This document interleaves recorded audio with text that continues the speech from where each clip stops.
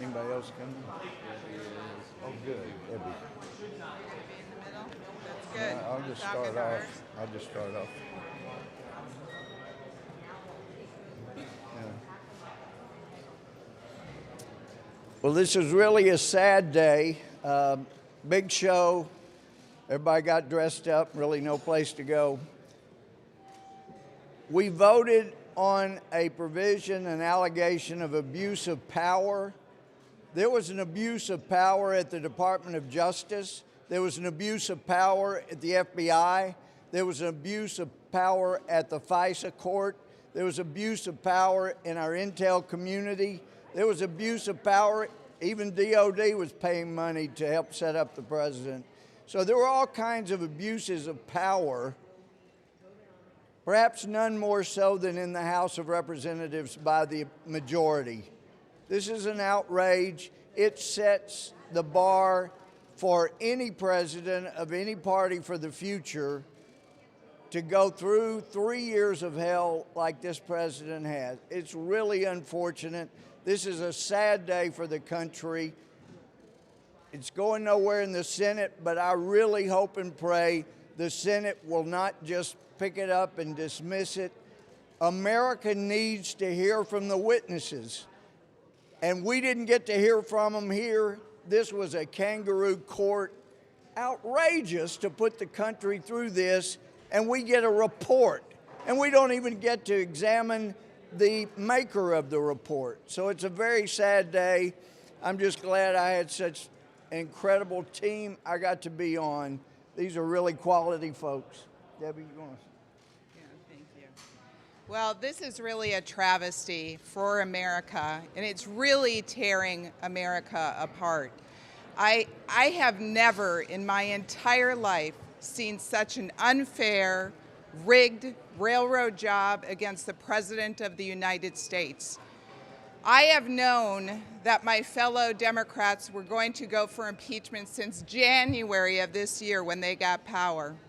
And here we are today. They predetermined they were going to do it, and they did it, come hell or high water.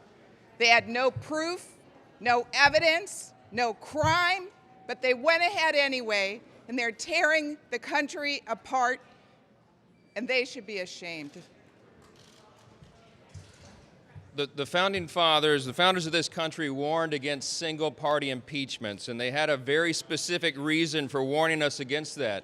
They said that it would be bitterly divisive, perhaps irreparably divisive for the country, and that's what's happened now. This is the first time in the history of this nation, in 243 years, that a president has been treated in this manner, when one party has followed and pursued a predetermined political outcome to get to that end. You have to remember that before the famous July 25th phone call between President Trump and President Zelensky that supposedly sparked all of this whole charade, 95 House Democrats had already voted to proceed with impeaching Donald Trump before any of these facts came forward.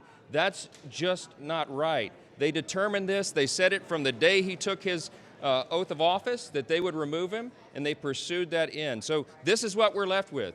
14 hours yesterday and a few moments this morning, this anticlimactic end to this whole charade was fitting and appropriate. There wasn't much there, and that's what happened here. I think the American people are going to militate against this. I think the polling shows that they've been very frustrated. They see what's happened here. They see the lack of evidence. They see this paper-thin impeachment proceeding, what ultimately developed of it, that there's nothing behind it. I think we showed that very clearly, and I think there's going to be a huge political price paid by the Democrats at the polls next year. And what we're ultimately concerned about, beyond the price that's paid in this short-term period, is what this is going to do to our republic going forward. The founders were right.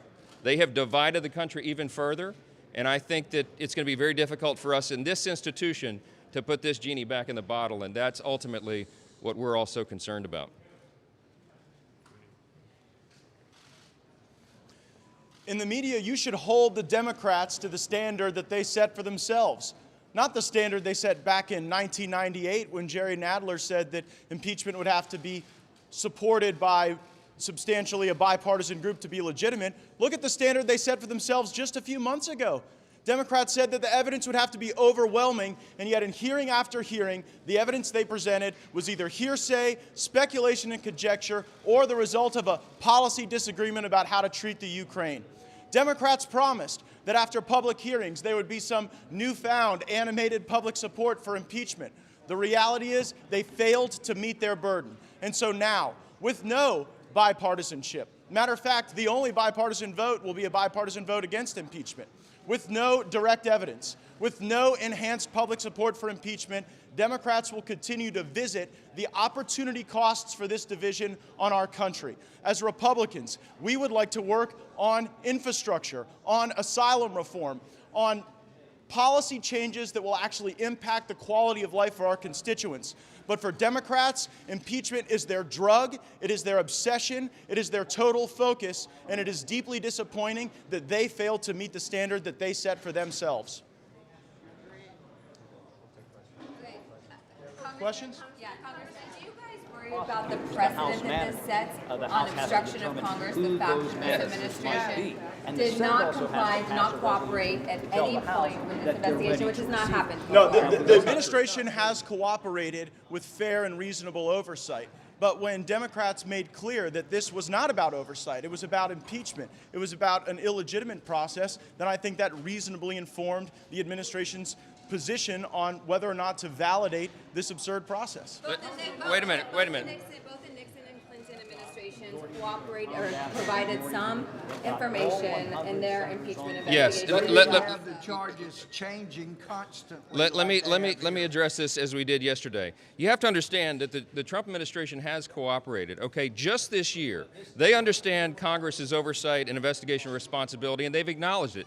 25 members of the administration have testified before oversight. 20 have testified before the Judiciary Committee. When the impeachment proceeding began, over 100,000 pages were submitted by the White House to Congress pursuant to our request. And, of course, he immediately released the transcript, the famous transcript of the phone call. The president has not been obstructing this at all. What he's worried about is the process, is this unprecedented charade that's gone on. Adam Schiff controlling this in a basement, having secret hearings, cherry-picking witnesses, denying Republican questions, not allowing Republican witnesses to come forward. There's been no chance for the President's counsel to participate in the early stages of this. This whole thing was rigged. I'm an attorney. Many of us are. If we were advising our client, and our client in this case happened to be Donald Trump, we would tell him not to participate in that because it's an ambush. We got an ambush last night on the scheduling. At every stage of this, the Democrats have tried to railroad the president, and that's why he's had some concern. The fact that they brought an impeachment claim of obstruction is absurd. The Obama administration, the one just prior to this one, went to court. They didn't turn in pleadings and all the documents and witnesses that were requested in the Fast and Furious investigation. They went to the third branch of government. That's the way our system is set up. When there is a natural impasse that develops between the legislative and executive branches, we have the third branch of government, the judiciary. They could have easily gone a few blocks away to a federal court, gotten an order to compel the production of anything else they needed, but they didn't have time to do that. You know why? We all know why. Because they guaranteed to their radical left base that they would impeach Donald Trump by Christmas. That's why we're here. That's why we've done all this, and that's why they didn't go through the normal process, the custom and practice of every previous administration in the modern era. At the end of the day, the Democrats control the House of Representatives. They can determine what the process is. You guys might not like it. There are politics in this. There were politics in 1999 with President Clinton. We hear what you're saying, but that said, don't they have the right to handle this in the fashion They that don't see have the fit? right to abuse the process, and this was a total abusive process. It was a witch hunt. That's why they could not settle on a charge until they had exhausted that there was no evidence of a crime. And let me just tell you, if the DOJ and the FBI went after you and your family and your business associates, harassed them, and you find out, as the president did early on, this was all a scam to bring him down, then you would be wise, and I bet most any attorney would say, don't you go and they're looking for anything. Don't help them crucify you. It would not be smart. The president did the right thing. The obstruction of justice was right here. Well, of course, also DOJ, FBI, but hopefully there'll be people pay for that. McConnell says that he's not likely to bring forward witnesses in the Senate trial. That'd be a big mistake. You have called for witnesses. How do you think that you're actually going to get your story out? This is not what McConnell The says Senate he promised that for months now they would have witnesses, and I really understand the desire. This was a ridiculous process, a report, no real witnesses here. So I understand their desire to just get it behind us, but the country needs to hear what a farce this was. They really need to bring in witnesses. They're the chance to clean this mess up, and I sure hope they will. Congressman, this is a president who just yesterday called a teenager on the autism spectrum a person with an anger management problem. Does that make it harder to defend him this vigorously? The president communicates in a unique way. He doesn't communicate the way I do and the way many of us would. But wait a minute, let me answer. 63 million Americans voted to make him the president of the United States. He has an unorthodox style, but what we're talking about in here is removing a president because the Democrats don't like that style. They don't like him. They don't like his Twitter account. They don't like many of his staff members. They don't like what he does in the office, but the way our system is designed, the way our Constitution is written, is the party in charge. Even if you have the majority in Congress, you don't get to remove a president because you don't like him. They did not produce a scintilla of evidence to support a charge of impeachment. And that is the question at the end of the day. That's why we're so frustrated. We may not have a trial in the Senate. The president may not get a chance to put on his witnesses and put on his defense, but we're going to do it to our constituents and the American people every opportunity we have. And I don't know. I think that's about it. Why is it ever okay for an American president to ask a foreign power to investigate a political rival? Why do you think that's okay? He didn't, president he didn't do that. He did ask Zelensky. He did not do that. Yes. He asked President Zelensky to investigate Joe Biden and his son Hunter Biden. Why is it okay? That was because I think logically, more likely than the Democrat story, is because he wanted to vet out the corruption. He had seen the video of Joe Biden bragging about how he was going to withhold $1 billion from Ukraine if they didn't fire the prosecutor, the same prosecutor that had been investigating Burisma, the corrupt company where his son was getting paid to be on the board. That's corruption. That had corruption, plain and simple, according to an Obama administration person on a similar case who said that is corruption, plain and simple.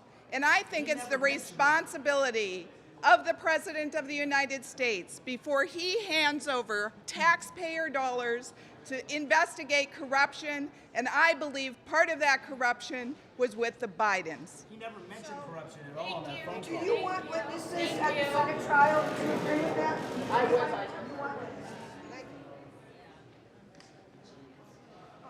But they're not